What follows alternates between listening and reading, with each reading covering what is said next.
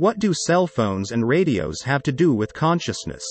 Well, perhaps nothing, but I sense that there is a comparison there. Let's begin with the Hermetic principle: as above so below, and as below so above. Nikola Tesla was an eccentric genius, and among many things, he researched electromagnetic energy. He had predicted that electricity could be transported freely through the air. Of course, Edison won out and created an electric grid of wires that ended up costing humanity money, but that is another story and off the point.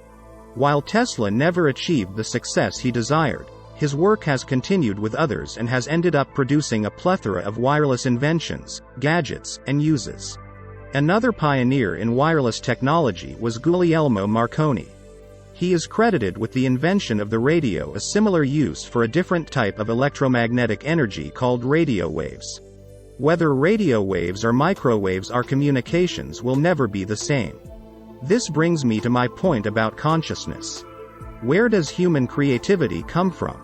The ancients used to credit the muses as being the sources for creative people such as writers, poets, musicians, and artists. I listened to a YouTube video of Michael Jackson in court when he was sued concerning his song, Dangerous. I would recommend you listen to it, at least midway through, where he demonstrates how he wrote songs. He stated that it came into his head, and he would begin with beatboxing the bass part. Next would come the overall chords of the music with the same method of beatboxing. Next would come the melody and lyrics.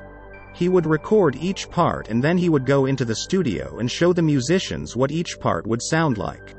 I myself, though not the genius that many are, have creative and new ideas just pop into my head. Much of my blog writing is inspired by these thoughts that seem to appear out of nowhere. This leads me to believe that our brains are in fact a type of transceiver. We receive and transmit ideas via this sort of electromagnetic waves. The brain and brain activity is the result of oscillating waves of electronic impulses called brain waves. Is that what links us to universal consciousness? Science now understands that at the basic level of reality are fields of energy. Of course, quantum mechanics suggests that there is a unified field. Rupert Sheldrake has theorized that there are morphic fields of resonance. Several other biologists have done experimental studies with these fields and have found evidence that they exist, and that various species communicate through them. Carl Jung, the Swiss psychiatrist and psychoanalyst that pioneered psychoanalysis, theorized that there is a collective unconscious that people communicate with, get ideas from, and transmit ideas to.